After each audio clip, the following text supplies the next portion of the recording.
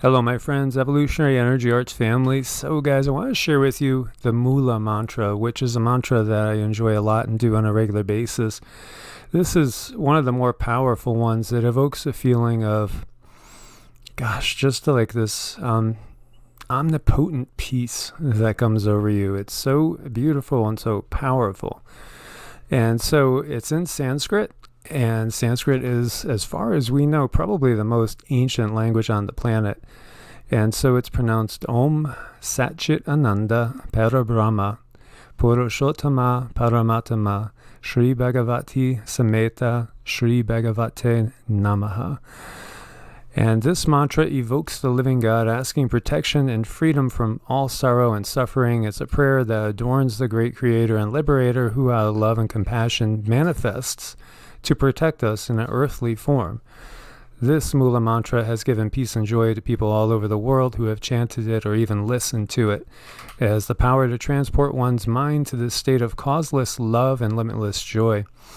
The calmness that the mantra can give is to be experienced, not spoken about, so you have to actually do it.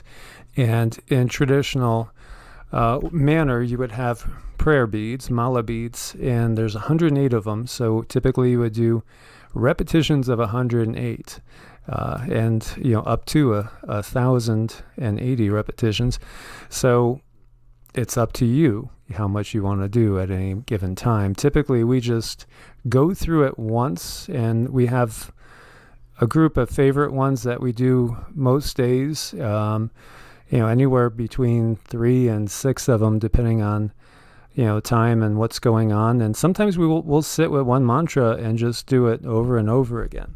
It depends on how, usually with me, sometimes they'll remove blocks and I might even start to cry, or I might get a extra feeling or something. And then if I start to cry, that mantra is removing blocks for me, which is much needed. So then we'll do it again. Yeah, and that's what happens in energy sessions as well. Often, when you're doing energy on somebody, a lot of times a blockage will go and there'll be a release of energy, and often people will just start to cry, but it's a good cry. It's a wonderful cry. You might not know what it's about, or you might laugh, you might giggle, but it's a release of energy. Something diffuses that energy, gets it unstuck. So lots of this, this energy work that we do, it will remove blocks. And sometimes it might take, a week or 2 weeks, but many times it happens that day. Yeah, so as it says, it's true. You really have to experience it. Each mantra has its own energy signature, its own results. Each one influences different chakras, energy centers in different ways. So as it says, again, this calmness has to be experienced and not spoken about. Dear reader, here is the key to which any door to spiritual treasure could be opened, a tool which can be used to achieve all desires, a medicine which cures all ills. The nectar that can set man free, all auspiciousness and serenity is yours simply by chanting or listening to this magnificent Moola mantra.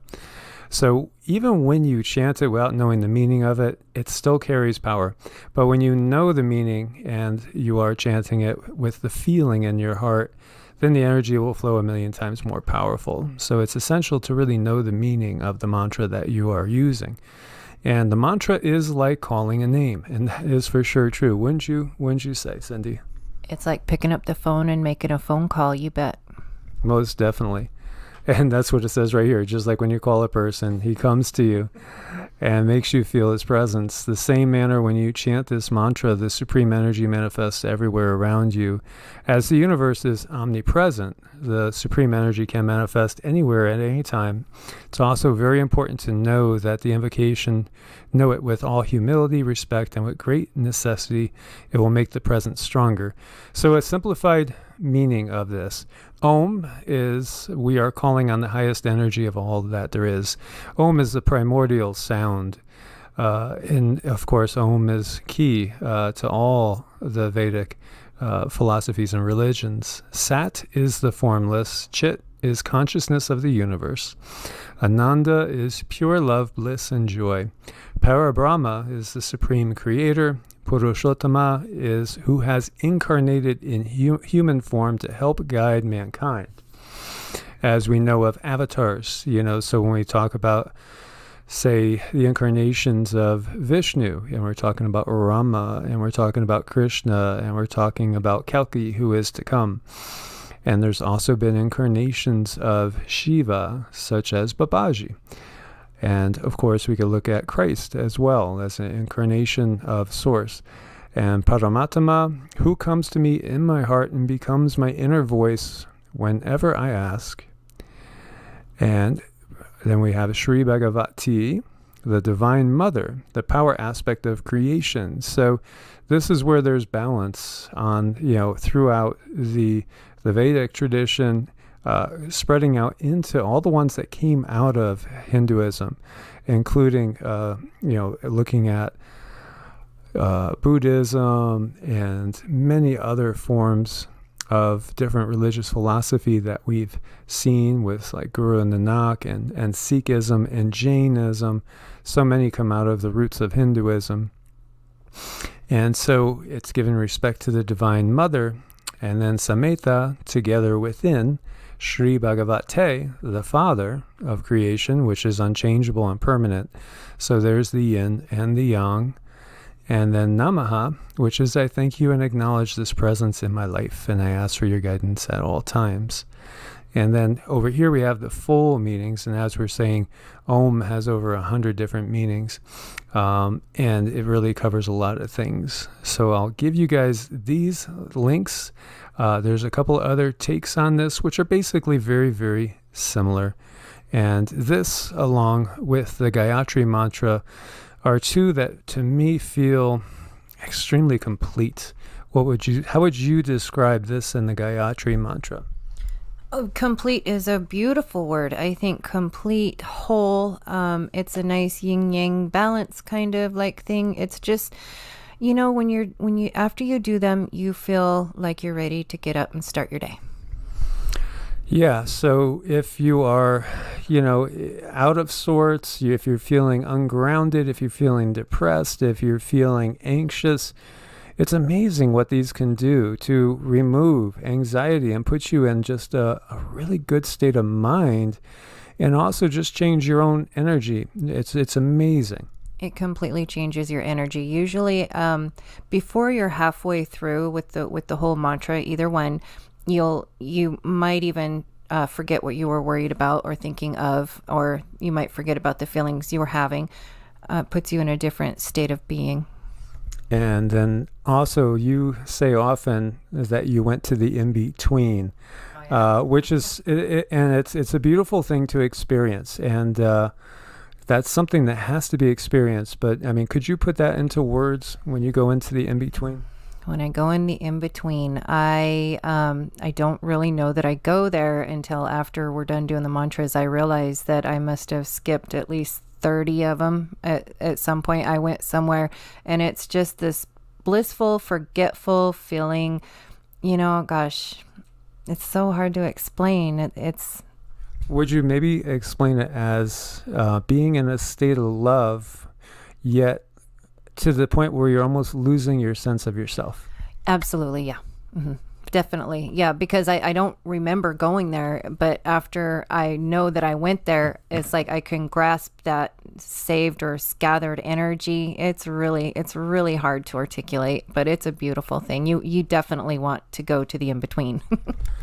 And this is, part of the goal is to get to that state of divine bliss where it's kind of like a little bit of an ecstasy trip, and I don't mean the pill ecstasy. It's the experience of ecstasy. It's the experience of oneness. You touch the oneness where the self kind of melts away a little bit, and that means that the worries, the anxieties, the fear, all the negative emotions, they kind of just they disappear, and all there is that beautiful bliss.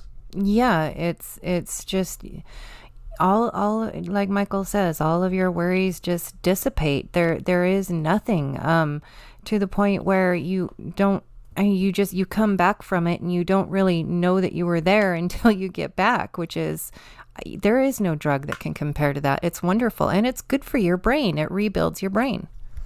Yeah, definitely you are going into a state of being where your body can repair, the rest and digest side of the sympathetic, of the nervous system.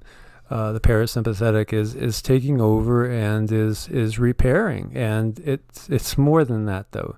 It's a state of union, and yoga is union, and you can achieve this through other means. But for me, I have found the mantras to be absolutely blissful, and they are my number one tool at resetting my energy. So, if I'm waking up in the morning and, there's anxieties and there's pressures and stuff, going through this changes everything so that I could operate on a much higher state, not necessarily more efficient per se in this world, but at a higher state of being where everything I'm doing is coming out of more of a unity consciousness and a love-based, compassion-based center.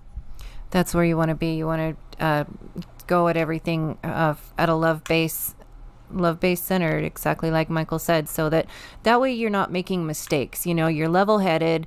You're with it. You have a grasp on things. So making a decision from that standpoint is probably one of the biggest things you could do to change your life. Most definitely. So I like to start our day by doing our Qigong practice. And then we do some standing meditation, which draws in the life force. And then we sit and do our mantras. And then we go to start to work and do other things. And that way, we set the tone. Yeah, we've gotten rid of a lot of baggage by doing it this way, so that we're operating out of what we might call our higher self a lot more. And one thing I might add, when I first started doing them, I didn't have a lot of time. It was really hard to find time in the day, but it was so important that I do this, that I set my alarm an hour and a half before everybody woke up so that I could do them. It made that much of a difference in my life, and it was worth every minute. So this is Deva Premal, who is like one of my favorite artists, and she's got a amazing voice doing the Moola mantra, and I'll include that. And then here we have a more traditional take on the Moola mantra as well, with the lyrics and the meanings. So I'll include both of those for you as well. There are hundreds of mantras, and they all affect you in a different way. But what I'll share is that I have found them to be the most transformative thing, I think, as far as a practice that I've experienced out of any tradition. And, I've explored a lot of different traditions. I've been to, 50 to 100 different churches in my lifetime, and explored every aspect of Christianity. I've been to a Jewish temple multiple times as well, taken in those ceremonies. I've been to Buddhist temples. I've taken part in pagan and Wiccan ceremonies as well. And, everything has its own beauty and its own value, and each person's unique. For me, I've found these to be the most transformative thing that connects me straight to what I view as source, the quickest way, and it's the most tangible thing that I've felt, and most tangible change in my life as well. And it's worth everything you can do to get these mantras into your life, and get the energy changed. You're not going to be sorry. You're going to be. It's life changing. It's wonderful. It's beautiful. I highly recommend it for anybody to create that time to do these. Yeah, so my friends, as always, like, share, subscribe. Thank you for your support over on Patreon. Grow with our family over there as well.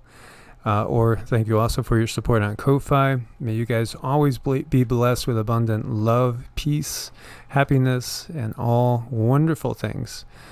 God bless and namaste. Namaste.